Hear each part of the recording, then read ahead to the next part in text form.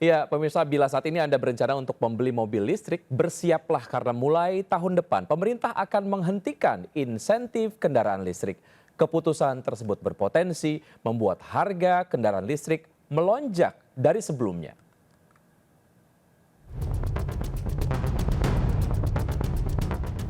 Pemerintah memastikan segera menghentikan insentif mobil listrik mulai tahun depan. Keputusan ini dikhawatirkan masyarakat akan membuat harga penjualan menjadi lebih tinggi. Salah satu alasan penghentian insentif kendaraan listrik adalah karena pemerintah menilai kendaraan listrik telah berkembang pesat di Indonesia selama 2 tahun insentif itu diberikan.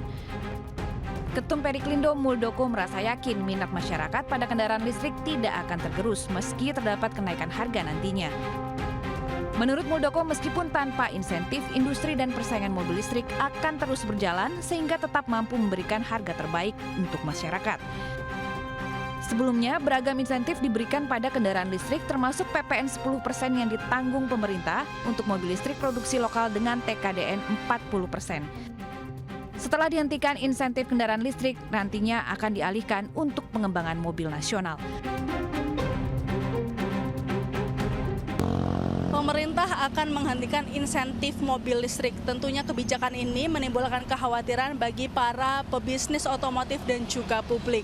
Mereka khawatir minat masyarakat terhadap kendaraan dengan baterai ini akan menurun karena harga akan lebih naik dan juga tidak adanya lagi keistimewaan pajak. Dari Jakarta, Ismalia Novan Dwi Kusuma, Fakih Satrio, iNews melaporkan. Pemirsa, jelang perayaan Natal dan Tahun Baru dan memastikan komoditi pangan aman untuk dikonsumsi, Pemkot Jakarta Barat dan Bepom DKI Jakarta menggelar inspeksi mendadak ke pasar swalayan dan tradisional di Kembangan, Jakarta Barat. Hasilnya masih ada makanan yang mengandung formalin.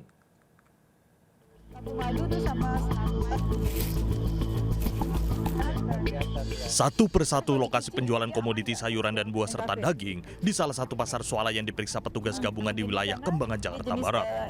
Tak hanya sayuran dan buah, bahkan seluruh jenis daging tak luput dari pemeriksaan. Pemeriksaan juga dilakukan pada makanan cemilan seperti manisan pala.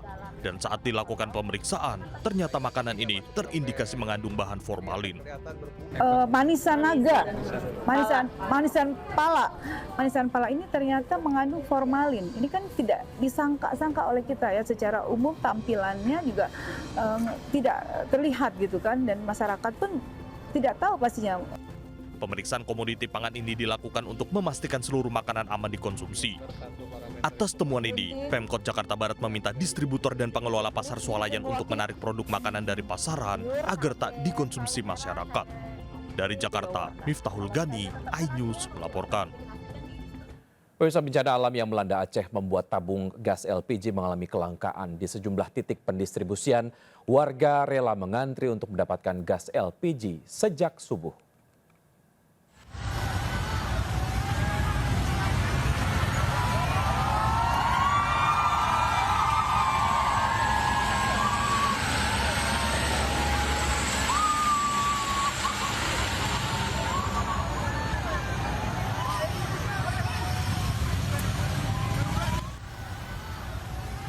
Puluhan warga yang sebagian besar merupakan ibu-ibu bersorak gembira saat sebuah truk Pertamina yang mengangkut gas LPG 3 kg tiba di Kecamatan Takengon, Kabupaten Aceh Tengah, Aceh.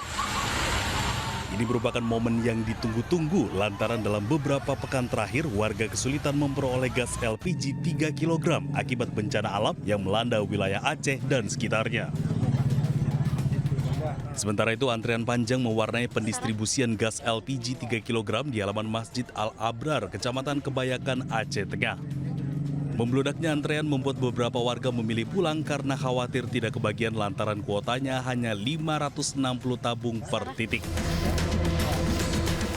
Maksud hati ingin mengisi liburan sekolah di hotel mewah Bintang 5. Puluhan emak-emak malah di Cirebon, Jawa Barat malah tertipu voucher hotel hingga senilai miliaran rupiah.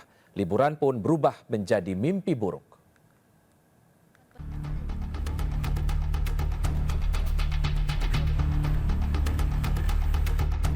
Tergiur harga hotel Bintang 5 dengan harga setara indekos harian, puluhan emak-emak di Cirebon, Jawa Barat diduga jadi korban penipuan berkedok voucher hotel murah. Mereka berbondong-bondong mendatangi Polres Cirebon Kota mempertanyakan perkembangan laporannya terkait dugaan penipuan berkedok penjualan voucher promo menginap di hotel ternama yang diduga fiktif. Bersama kuasa hukumnya, mereka mendesak kepolisian untuk menindaklanjuti kasus yang telah merugikan ratusan korban di wilayah Cirebon dan sekitarnya. Bahkan angka kerugian ditaksir mencapai miliaran rupiah sejak laporan dibuat awal Oktober lalu dan terlapor masih belum juga hadir memenuhi panggilan polisi. Sejumlah korban pun sempat mengkonfirmasi langsung ke pihak hotel dan tak ada satupun pihak hotel yang membenarkan adanya voucher promo tersebut. Kasus ini menjadi peringatan bagi masyarakat agar lebih waspada terhadap penawaran harga hotel murah, apalagi di saat musim liburan Natal dan Tahun Baru. Dari Cirebon, Jawa Barat, Mahardika, iNews melaporkan. Pemirsa, sepanjang hari Selasa kemarin, polisi direpotkan dengan adanya ancaman bom melalui pesan elektronik di 10 sekolah di Depok, Jawa Barat. Akibatnya petugas Polres Metro Depok bersama Gegana menyisir sekolah-sekolah yang menjadi sasaran pesan beruntun tersebut.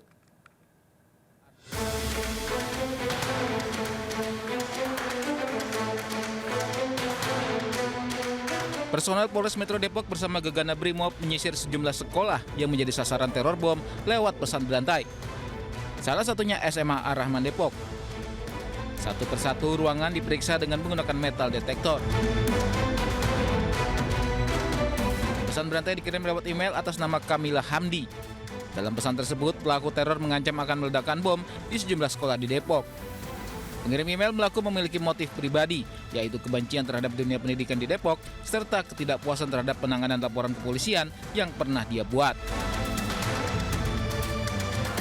Tim Gegana Brimob turut diterjunkan untuk melakukan penyisiran secara menyeluruh guna memastikan tidak ada bahan peledak di lokasi sekolah. Pihak sekolah menegaskan tidak mengenal nama pengirim dan memastikan yang bersangkutan bukan merupakan alumni SMA Ar-Rahman.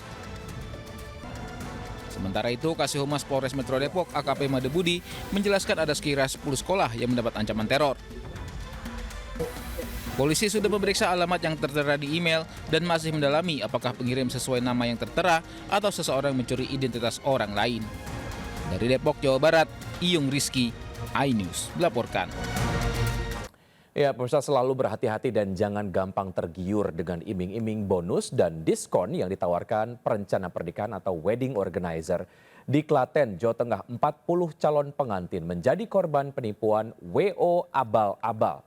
Tak tanggung-tanggung, total kerugian ditaksir hingga 1 miliar rupiah.